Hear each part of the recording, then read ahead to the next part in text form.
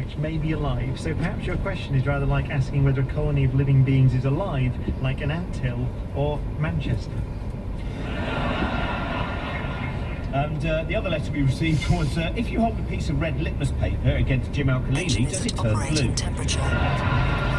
Thank you very much for listening, and good night and goodbye.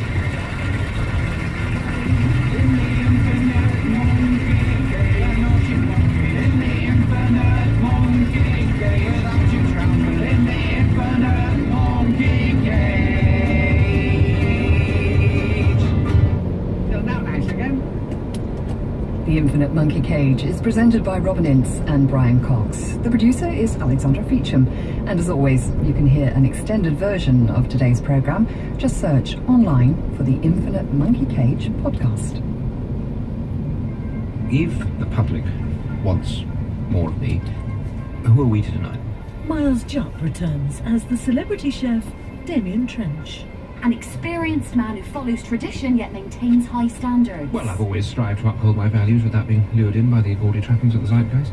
In a new series of the culinary comedy. Does it have to be street food? Yes, it rather does.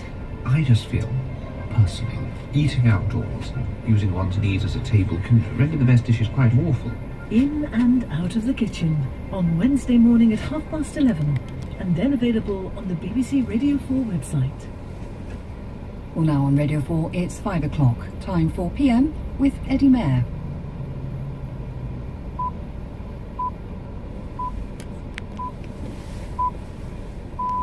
The man who put the lie into LIBOR. A former city trader is found guilty of rigging global interest rates and sentenced to 14 years. The Serious Fraud Office will be live on PM. The former Prime Minister, Sir Edward Heath, is linked to a child sex abuse investigation.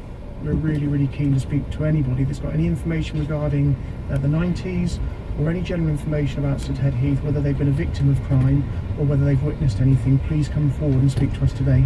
We'll hear the latest from Spain on the death of Cilla Black. A post-mortem has been carried out. Colin Blaine reports on the Glasgow bin lorry crash inquiry. We'll talk about doping in athletics. And Hilary Anderson puts herself through torture. After just 12 minutes in the box, I couldn't take it anymore. It's so stuffy in here, I can hardly breathe. I'll stop, don't stop, let me out of here, I'll stop. Stand up. With the BBC News throughout the hour, Vaughan Savage. A former city trader has been jailed for 14 years after becoming the first person to be convicted of rigging the interbank lending rate, LIBOR. A court in London heard that Tom Hayes, who is 35, manipulated the key rate almost daily for nearly 4 years. From Southwark Crown Court, John Brain reports. Tom Hayes was described as the ringmaster of the scam to manipulate the interbank lending rate. The former trader regularly schemed with colleagues in the banking world to skew the rate to his own financial advantage. In court, he said he hadn't realised he was doing anything wrong and claimed his managers were aware of his activities. But the jury found him guilty of all 8 charges of conspiracy to defraud. This is the first criminal conviction in connection with the bank LIBOR scandal. Further trials involving 11 other people will now follow. The body set up to manage the government's ownership of the banks has advised the Chancellor that it would be appropriate to start selling its share of RBS. A Treasury spokesman said George Osborne agreed with the advice and had authorised the process to begin. The Independent Police Complaints Commission is to carry out an investigation into the way Wiltshire Police handled an allegation that the former Prime Minister, Sir Edward Heath, was involved in child sexual abuse. A retired officer has claimed that a criminal investigation against an unnamed individual was stopped when that person threatened to make the allegation public. Dominic Casciani reports. The watchdog said it was looking at an allegation that some 20 years ago a criminal prosecution was dropped when the individual being investigated made a claim that Sir Edward had committed offences against children. That allegation was made by a former senior Wiltshire police officer who went back to his old force last year to repeat what he said in the 1990s. Today, the force said the watchdog would investigate whether there had been serious corruption at the time. It said that its priority would be to establish whether there were any victims of sexual abuse from the former Prime Minister, and it appealed for anyone with information to come forward.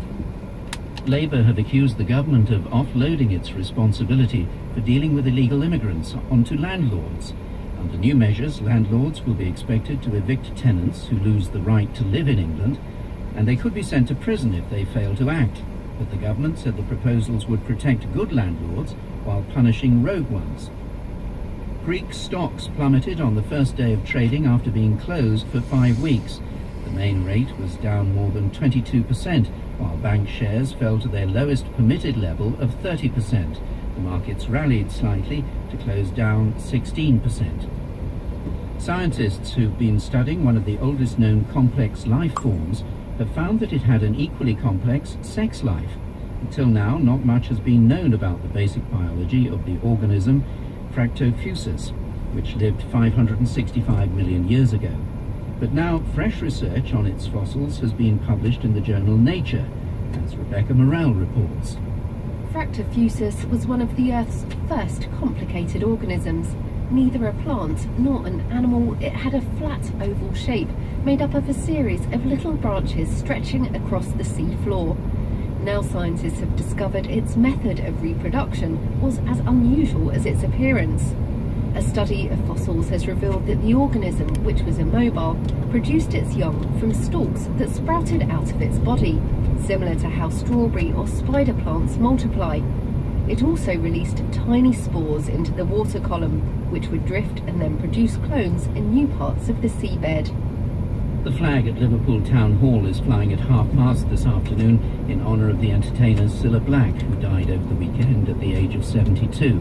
People have been queuing up to sign a book of condolence, which has been opened in tribute to the local girl who went on to become one of the best-loved personalities in show business. We'll have more on Cilla Black later in the programme. The London interbank offered rate for LIBOR is not something most of us have to worry about in our everyday lives, but it is very important. It's a global benchmark interest rate which is used to set financial deals worth trillions of pounds. Today, a former trader in the City of London was found guilty of rigging the LIBOR. Our business correspondent Jonty Bloom is here. Just to flesh out for us first, Jonty, what the LIBOR is and why it matters. LIBOR matters because it's basically the rate at which banks will lend to each other. And it's unsecured lending, so you've got to be pretty sure how healthy the bank you're lending to is. And this is set every day by basically the British Bank Association would ring around and ask people how much they were able to borrow money at. And it's an indication of how healthy the bank is. It's also used as a benchmark for billions of pounds worth of financial instruments around the world, some credit cards, mortgages, loads and loads of financial instruments that are traded every day. And it was not thought that it was riggable, because what they did is they asked 18 banks how much it was costing them to borrow. They took off the 4 cheapest and the 4 most expensive and then averaged out the 10, and they thought that was pretty unbreakable. What Tom Hayes has been convicted of doing is phoning, emailing, messaging his friends and colleagues in other banks and basically persuading them to rig the rate, to put in false prices, to move the interest rate in a direction that he would find favourable and which would enable him to make more money for the bank and for himself. How did it come to light? Well, that's quite interesting. What really happened is nobody knew this was going on. The authorities seem to have been asleep on the case, because when we were in court, it was perfectly obvious. You could hear the conversations Tom Hayes was having with people. You could read the emails that the banks and the regulators, you would have thought, would have spotted. But nobody really knew it was going on. However, what really brought it to light was the fact that the LIBOR, as I said, was an indication of the health of the banks. And when the credit crunch struck, the banks started manipulating it themselves to try and make their own bank look healthier than it was. And when that was discovered, they started investigating what until then had been a little-known part of the banking industry.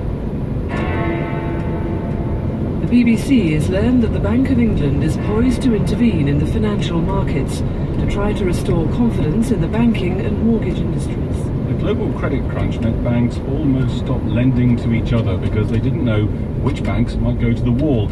As a result, some started fiddling the LIBOR rate to make it look like they were in a better state than they really were. When that fact emerged, it soon turned out that the LIBOR market was also being rigged by some dealers to make bigger profits and earn larger bonuses. Tom Hayes was one of them, and admitted his guilt in 80 hours of interviews with the Serious Fraud Office. His words are spoken by a member of BBC staff. I probably deserve it sitting here, and you know, I made concerted efforts to influence LIBOR, and you know, although I was operating within a system which was commonplace, you know, I was someone who was a serial offender within that. At the end of the day, my trading book directly benefited from that.